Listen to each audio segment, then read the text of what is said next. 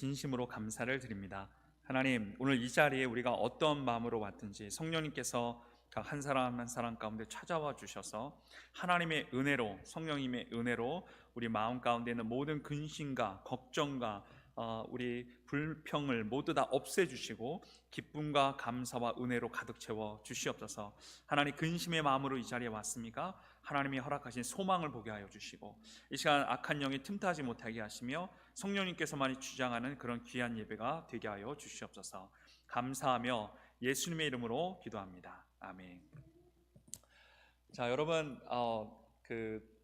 여러분 혹시 여러분 가정에 그 마더스데이가 되면 또 어버이 주일 되면 이게 각 가정마다 하는 그런 뭐 특별한 무슨 이렇게 전통이 있나요? 가족의 전통? 제가 한 가지 말씀을 드릴게요. 저희는 이제 어느 순간부터 저희 아내가 마더스데이가 되면 저랑 저희 두 아들을 괴롭혀요. 어떻게 괴롭히냐면 귀한 선물을 사달라는 게 아니라 해마다 이제 성경 구절에 어머니에 대한 그 어머니를 축복할 수 있는 성경 구절을 찾아서 그거를 핸드라이팅, 손으로 직접 써서 카드를 만들려는 거예요. 그런데 나이 숫자만큼, 이해가 되세요? 나이 숫자만큼. 그러니까 애들은 열 몇 살밖에 안 되잖아요. 그러니까 애들은 열 몇 개 쓰면 되고 저는 이제 해마다 나이가 계속 늘어나잖아요. 어느 순간 이게 쓰다 보니까 이게 되게 오래 걸리는 거예요. 여러분, 계속 우리가 편지고 이메일이고 맨날 이렇게 손으로 하다가 핸드라이팅으로 그 성경 구절을 찾아서 아내를 블레싱하는 거를 찾아가고 쓰다 보니까 어떨 때는 이제 또 엉망으로 쓰면 안 되잖아요. 제가 핸드라이팅이 되게 안 좋아요. 원래 천재들의 핸드라이팅이 안 좋다 그러잖아요.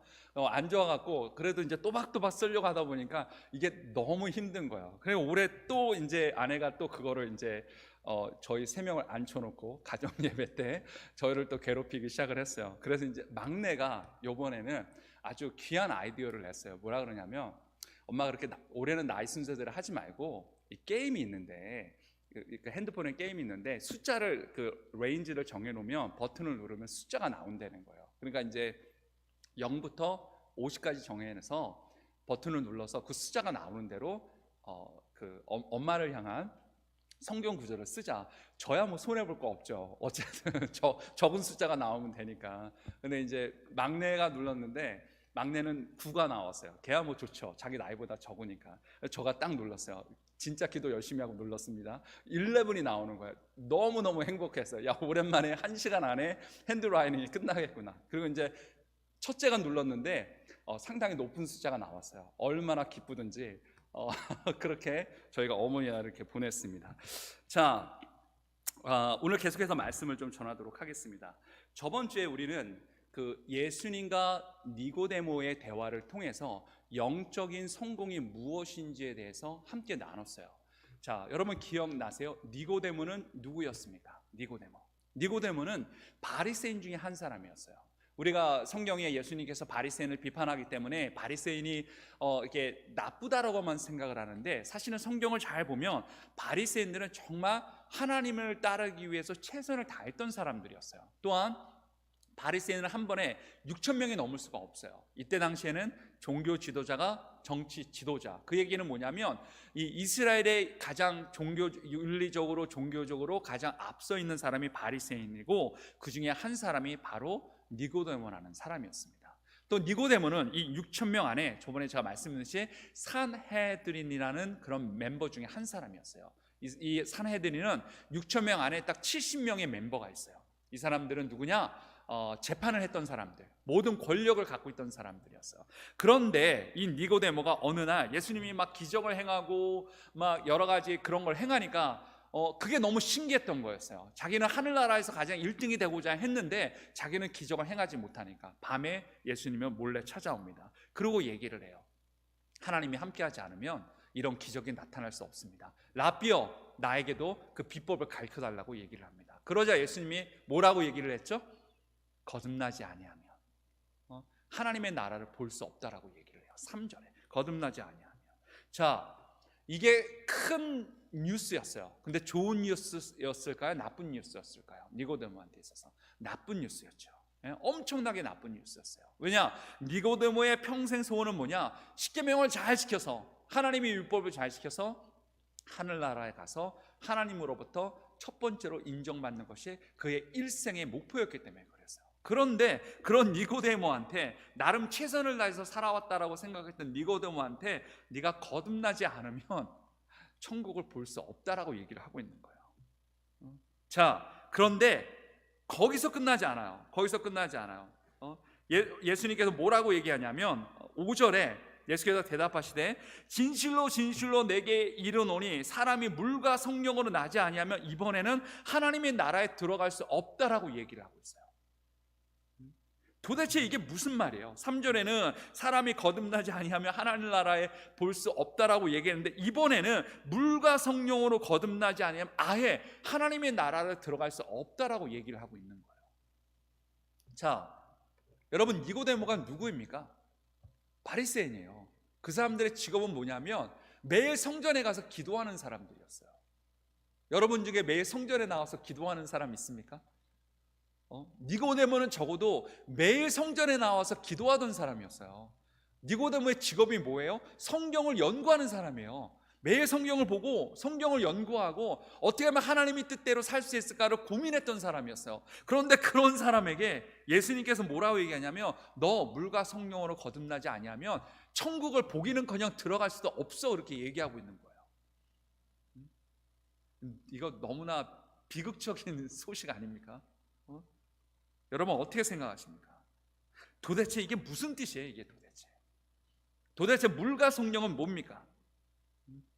여러분, 우리가 성경을 읽을 때 우리 성경을 이해하는데 몇 가지 원칙이 있어요. 성경을 이해하는 원칙, 이거는 우리 모두에게 다 해당이 돼요. 이 두 가지 원칙이 있는데 제가 아주 간단하게 설명을 드릴게요. 첫 번째 원칙은 뭐냐면, 우리가 어떤 불분명한 말씀이 있을 때는 명확한 말씀에 비추어서 이 불분명한 말씀을 이해를 해야 돼요. 이게 무슨 말이냐면, 어떤 사람들은 이 말씀을 가리켜서 이거는 세례를 얘기하는 걸 거야, 이렇게 얘기하시는 분들이 있어요.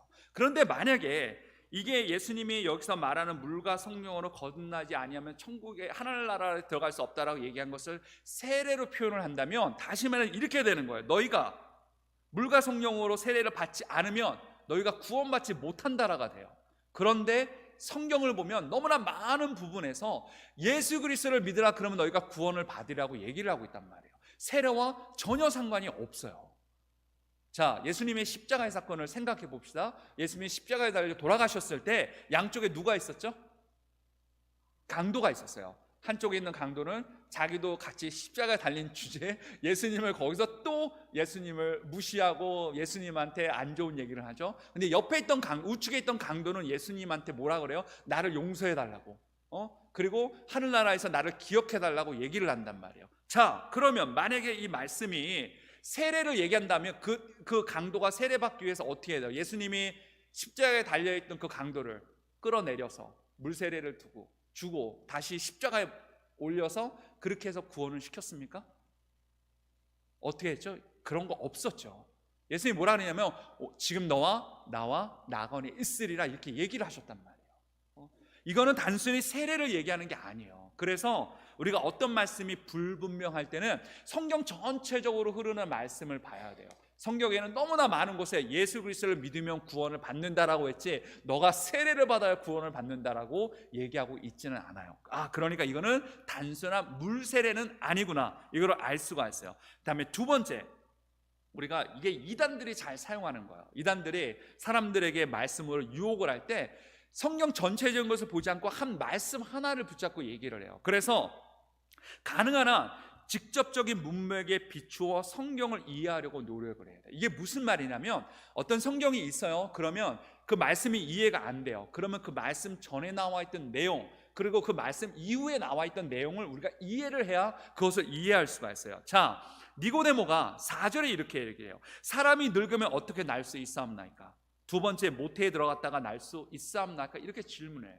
당연하죠. 다시 태어나야 한다라고 얘기를 했으니까, 본어게인 했으니까.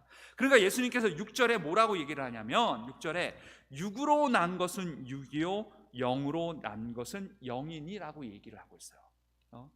저는 예수님이 정말 니고데모를 너무나 많은 부분에서 지금 이해할 수 있게끔 돕고 있다라고 봐요. 자, 니고데모를 다시 한번 봅시다.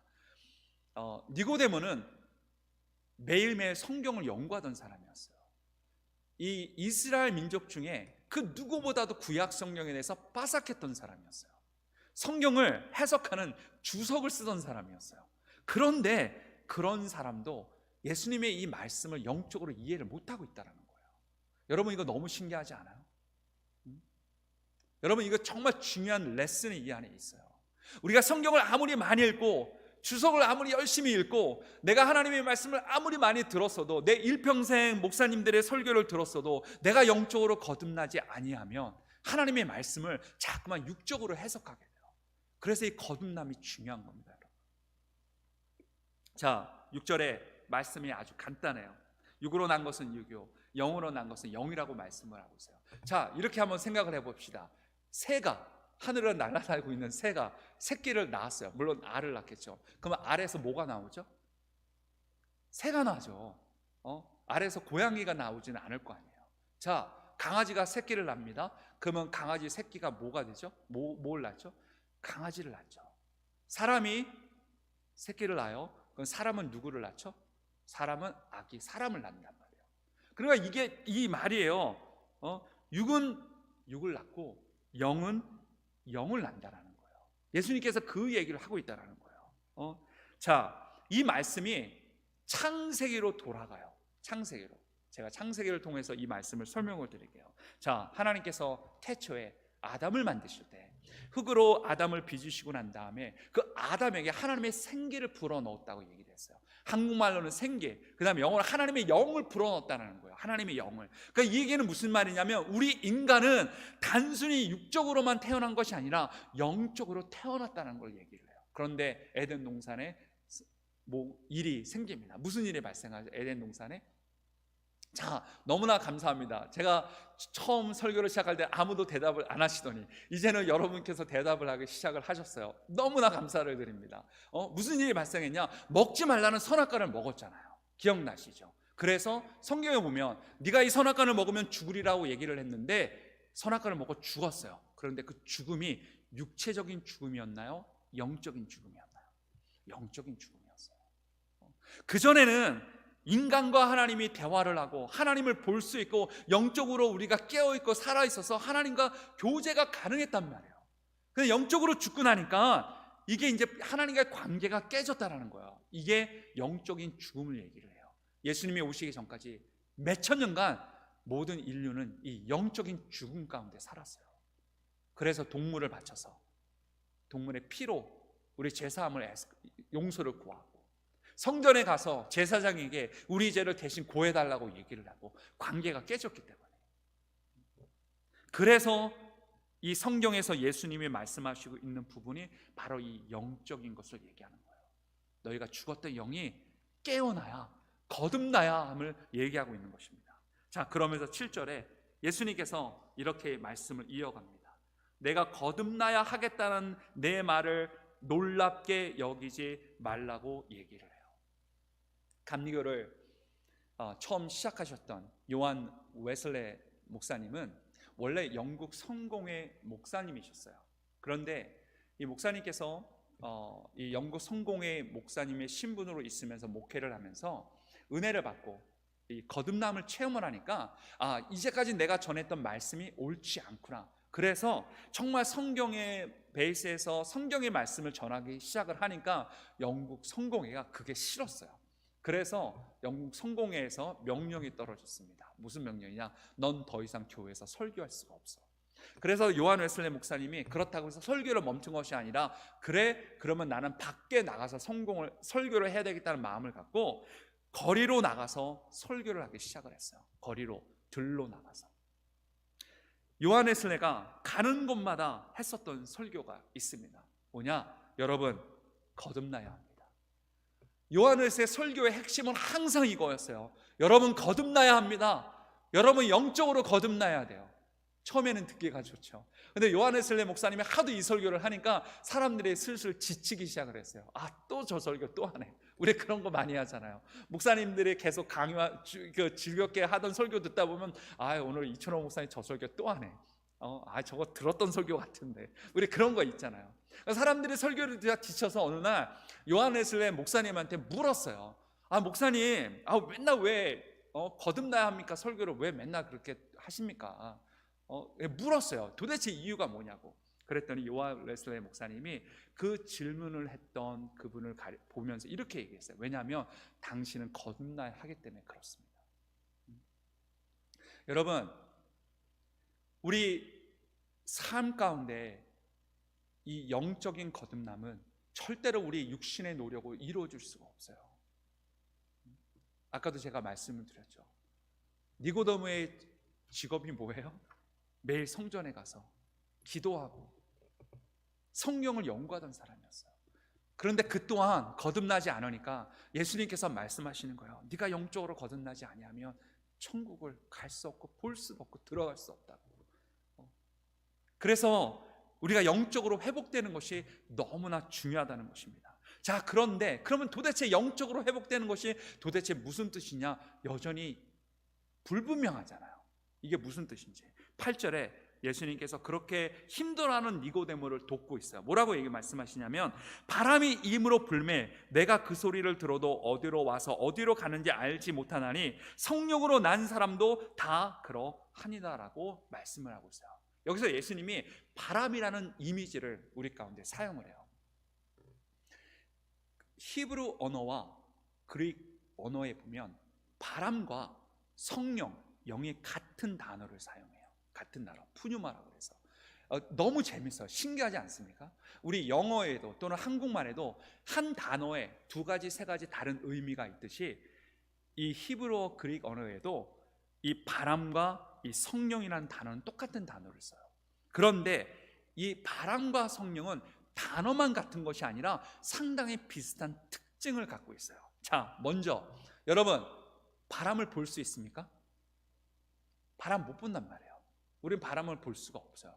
그런데 바람이 있는지 어떻게 알아요? 맞아요. 우리는 바람을 보지 못하지만 바람에 의해서 현상을 통해서 바람이 있음을 보게 된단 말이에요. 성령님도 똑같아요. 여러분, 우리가 성령님 볼 수 있습니까? 성령님 볼 수 있어요? 성령님 볼 수 있는 사람 한번 손 들어보세요. 저도 좀 배우고 싶습니다. 성령님은 어떻게 볼 수 있는지. 똑같아요. 성령님 볼 수 없는데, 그런데 성령님이 우리 성도님들 가운데 성령에 의해서 영적인 거듭남이 있는 사람들의 삶을 보면 그 성령님이 그 사람 삶 가운데 어떻게 역사하는지 우리가 볼 수가 있어요. 뭔가 달라요, 그들의 삶이.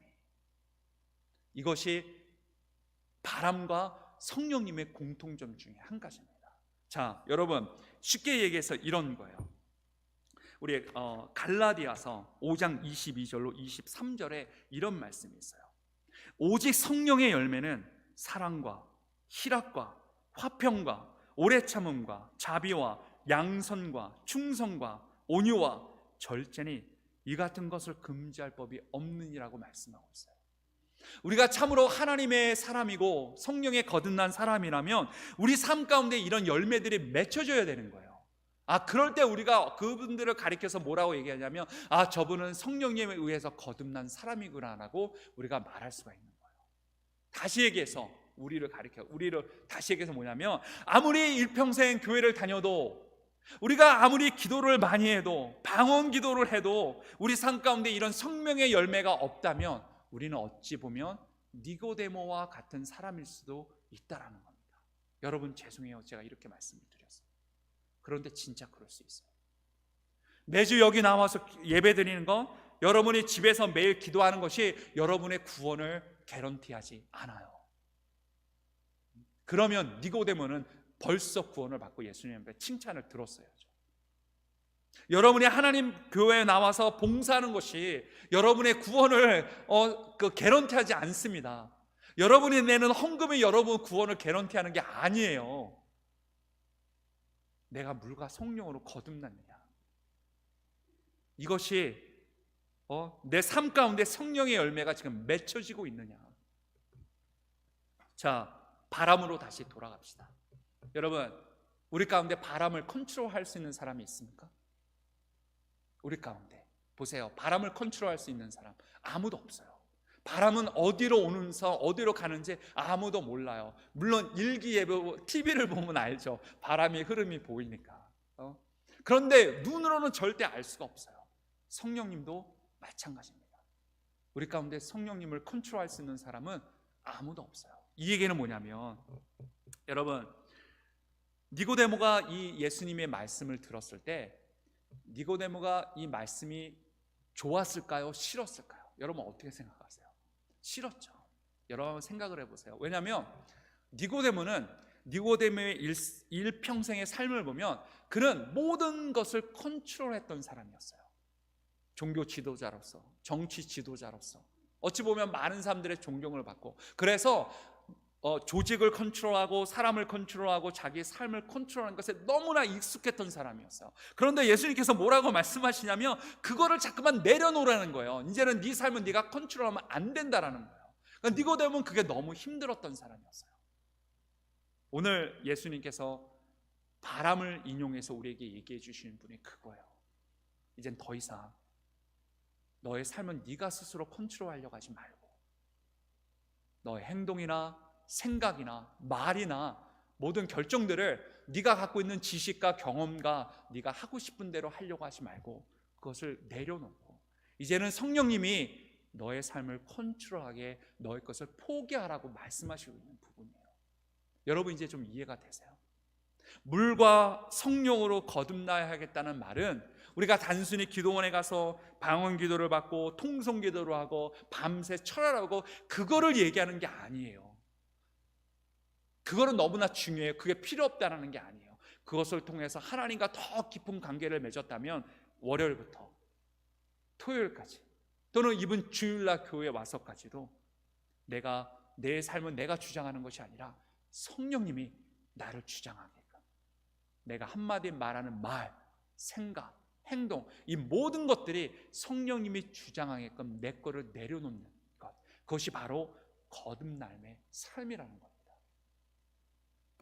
니고데모는 이게 너무 힘들었던 사람이었습니다. 여러분 이제는 이게 좀 이해가 되십니까?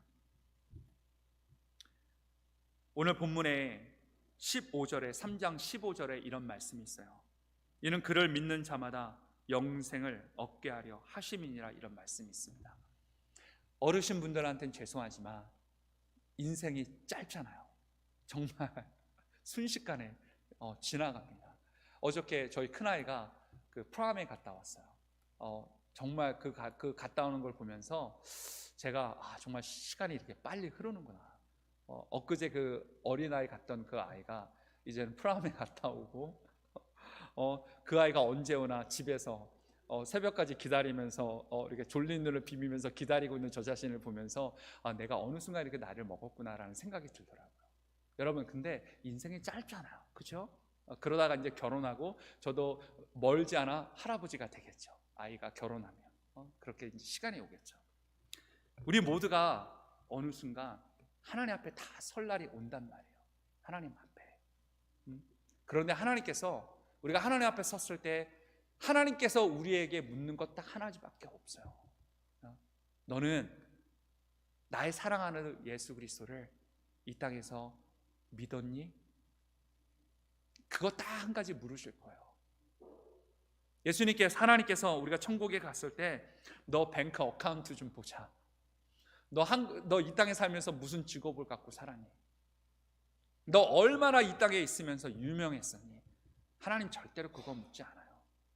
너 이 땅에 살면서 성령의 열매를 맺었니? 성령님이 너의 삶을 주관했니? 그거를 묻지 하나님 절대로 딴 거 묻지 않아요. 너 헌금 얼마나 했니? 내가 다 계수하고 있다? 절대로 그런 거 관심이 없어요. 하나님. 너 기도를 몇 시간 했니? 너 봉사를 뭐를 했니? 여러분 그게 하나님께 중요한 게 아니에요. 너 이 땅에 살면서 거듭남의 삶을 살았냐? 이게 여러분 중요합니다. 교회도 마찬가지입니다. 우리가 교회의 어떤 비저닝을 꿈꾸고 우리의 어떤 그런 것을 꿈꿀 때 이것이 너무나 중요해요. 우리 교회는 정말 거듭난 교회인가? 우리 교회는 물과 성령으로 거듭나서 정말 많은 사람들에게 저 교회를 보면 정말 성령의 열매를 맺고 있는 교회구나, 이렇게 보여주는 게 너무너무 중요해요. 사람이 많아도 저 교회 갔더니 성령의 열매는커녕 우리를 환영하지도 않더라. 그러면 그건 더 이상 교회의 의미가 없습니다. 여러분 꼭 이 말씀을 기억하시고 성령의 열매를 맺는 여러분, 성령의 열매를 맺는 우리 교회가 됐으면 좋겠습니다. 기도하겠습니다. 하나님 감사합니다. 니고데모와 예수님의 대화를 통해서 우리가 성령으로 거듭남이 얼마나 중요하고 우리 삶 가운데 성령의 열매를 맺는 것이 얼마나 중요함을 깨닫고 배웠습니다. 이제는 내 거를 내려놓고 성령님이 나를 주장하시고 인도하시는데 순종할 수 있는 우리의 삶이 되게 하여 주시옵소서. 감사하며 예수님의 이름으로 기도합니다. 아멘.